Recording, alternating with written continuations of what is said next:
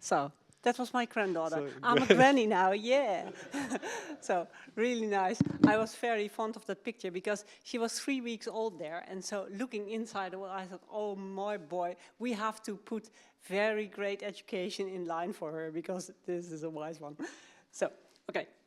Hello, my name is Elsbeth Vonkeman. I'm here as a representative of the Dutch Association of Universities of Applied Sciences, as well as liaison in the NPULS program, which is a program for VET institutions, Universities of Applied Sciences, as well as research universities in the Netherlands.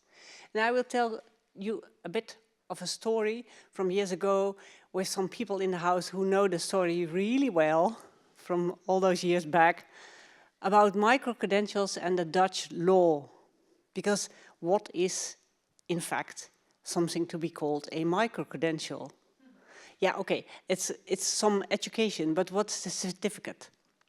And who is giving up that certificate? So to tell you something about that, some highlights on Dutch education system. In terms of law, there is a focus on degree-oriented programs. So when we talk about education, formal education, that's almost only degree-oriented programs. And public education in the Netherlands, public tertiary education in the Netherlands, is organized in relatively autonomous institutions. There is a very clear law base, but then you are on your own. You do it yourself. And we have a tradition of high quality, but a slow pace of development. And in a way, that's a balance. When you go quickly, you can lose quality, and we don't want to lose quality, so, well, quality and slow pace of development are interrelated in a way. But some years now, we are slowly progressing towards more innovation and do it together as institutions. So those autonomous institutions are now collaborating on several subjects. And that's necessary. I mean, the society is not developing in the same slow pace, but it's going to be fast. And those rapid developments include digitalization, evolving labor market, AI. Now, AI is so quick that we are always too slow to give the right answer on that. So we have to respond to these challenges, and we must work to future-proof the education sector. And therefore we have nationwide programs for institutions in the tertiary education sector since, well, some years now, since I think, yeah, that's 2022, but I think the acceleration plan was earlier, in 2019. Yeah, so the first programs were voluntary, and now we do have programs since 2 years that are more like, well, it's not obligated to be part of the program, but it is, well, it's inevitable. You have to participate in the program. And, well, go back to that acceleration plan. That's where the discussion about micro-credentials started. There was a development of a pilot on micro-credentials in that acceleration plan. And that was only for the higher education sector, Universities of Applied Sciences and research universities. And we were talking about making modular education recognizable and recognized. There was a relatively strong development in modular education for professionals, especially for professionals. So not the regular initial students, but professional learners came back into town to learn more, retraining, more training, further training. And that modular education, we didn't have any form of formal certification for that. We only had certificates per institute. Well, an Institute A says this on the certificate, and Institute B says this on the certificate.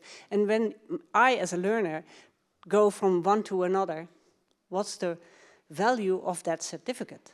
So that made us think about, well, how can we make this more recognizable and recognized? Also for the labor market. I mean, what is a certificate and what's the value of what's placed on the certificate for the labor market? And then we said we have to make it recognizable and recognized, as well as based in the law. So we were aiming for a legal basis, but then there came this problem. Don't smile. Education is in town. I mean, the thing is, changing a law is a difficult and very slow process, and you have to have a very good reason for it. So we had to prove that there's reason for it. But we said, yeah, but the labor market wants the legal basis to be certain that it's valuable.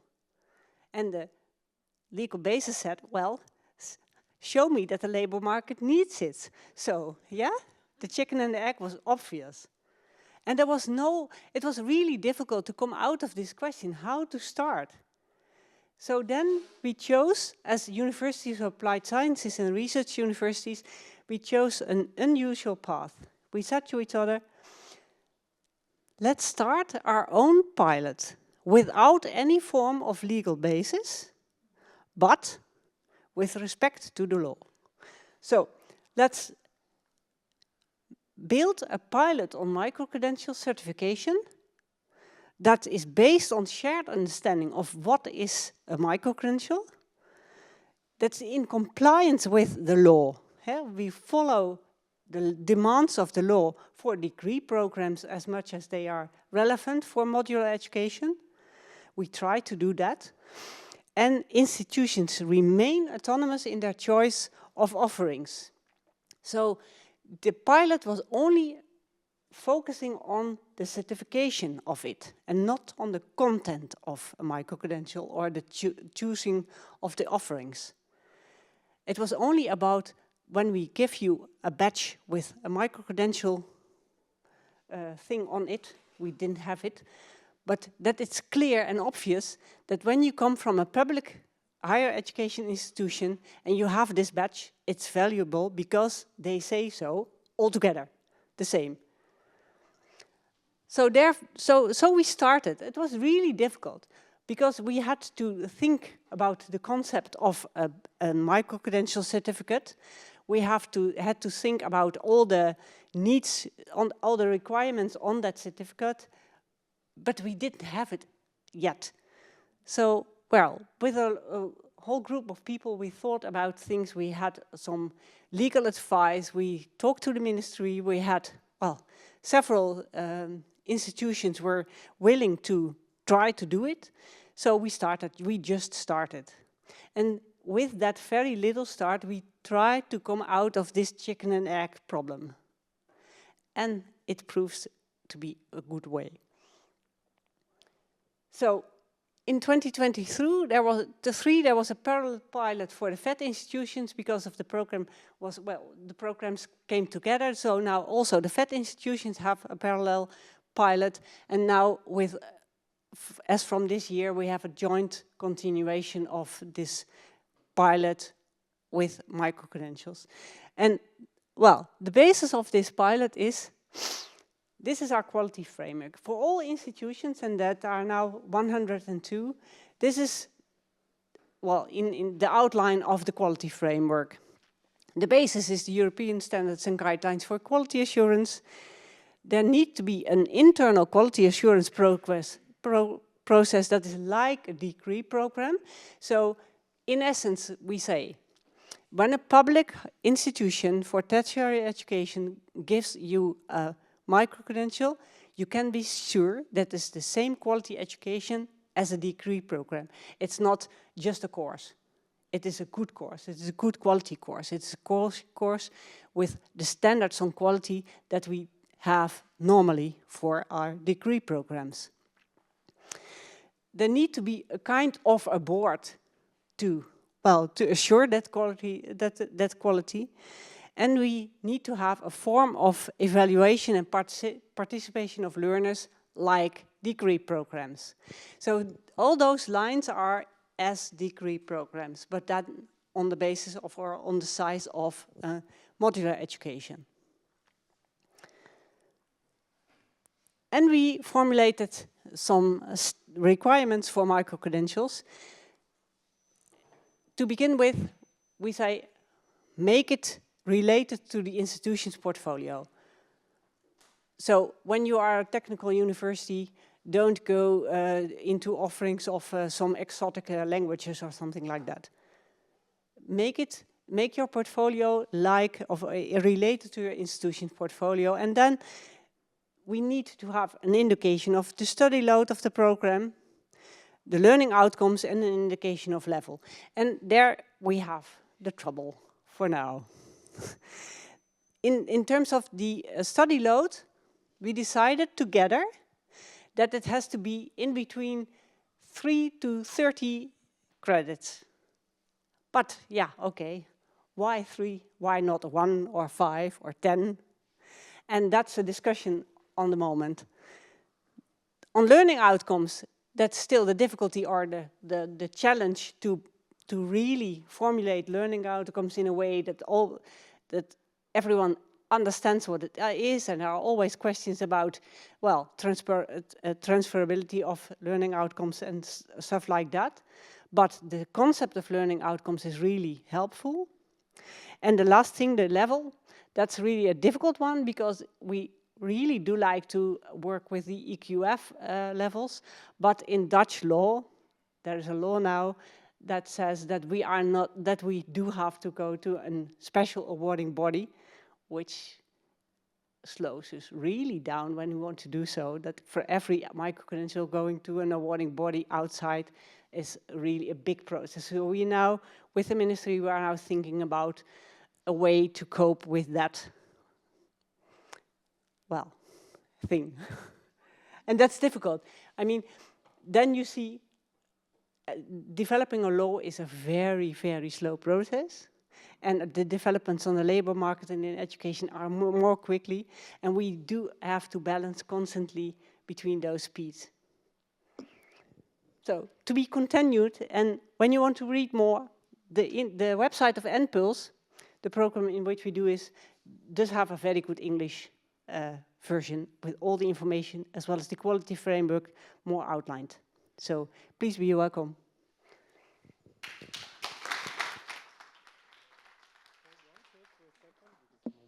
Thank you very much, Elsbeth. That was a great overview of the Dutch pilot and what you came up with as a joint effort of the sector. Do you have any questions or comments from the audience on that?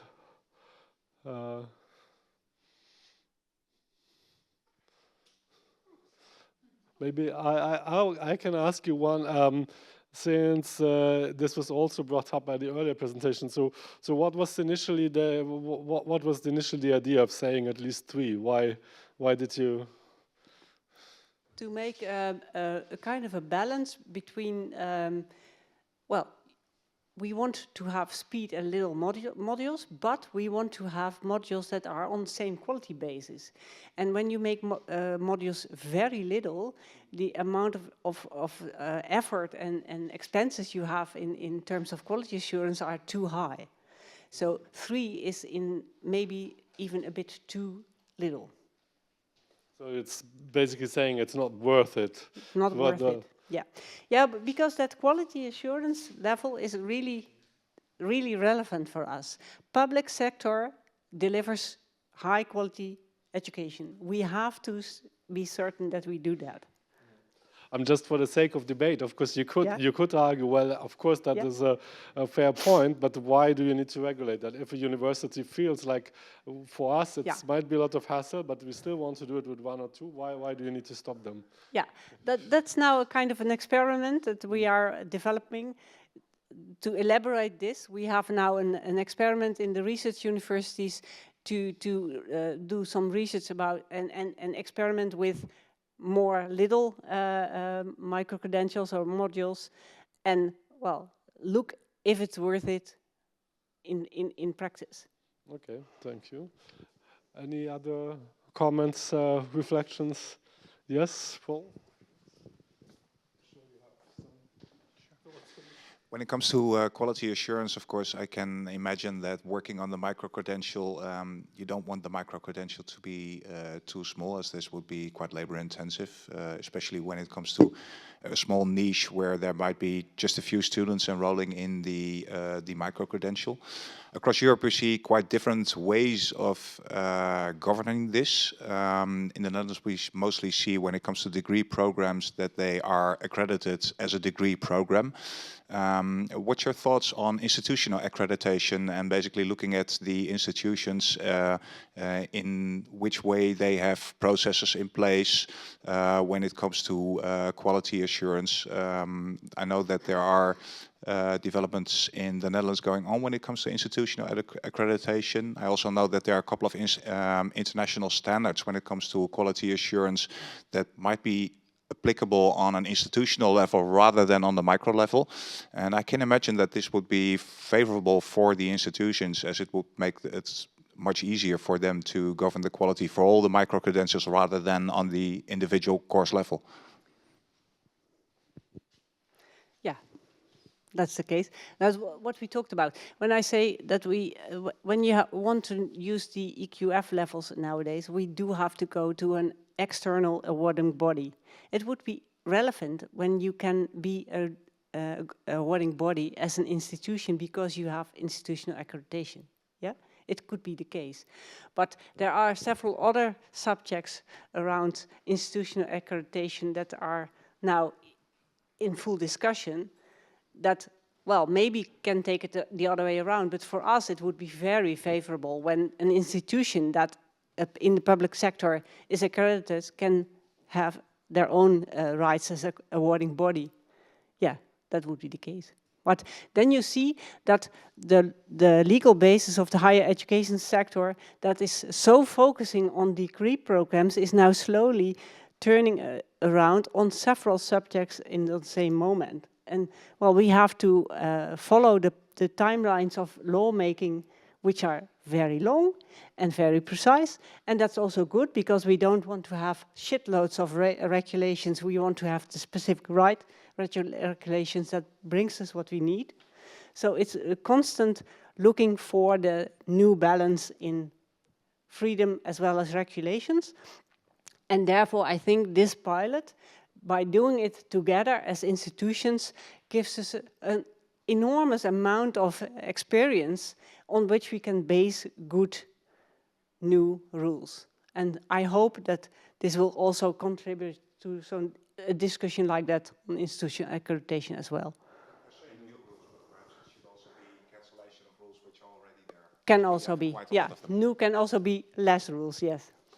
And do you already see from, because you said on the one hand, yeah, quality assurance should be like for normal degree programs, but also now we've been discussing maybe it shouldn't be too heavy and maybe you don't need the same QA for 5 credit micro-credential as for a 3-year bachelor degree. But is it, how is it very similar what institutions are doing internally, or is it very diverse how they're approaching the quality assurance of micro-credentials internally?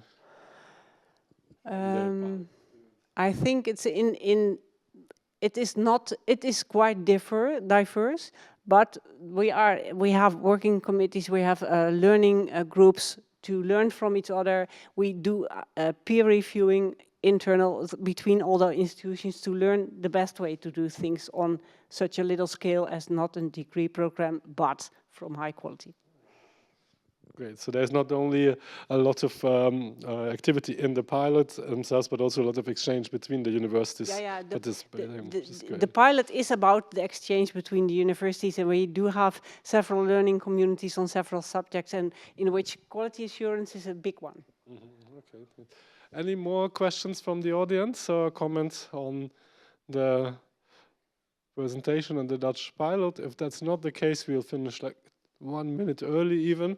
Thank you very much for joining us for this session. Now you will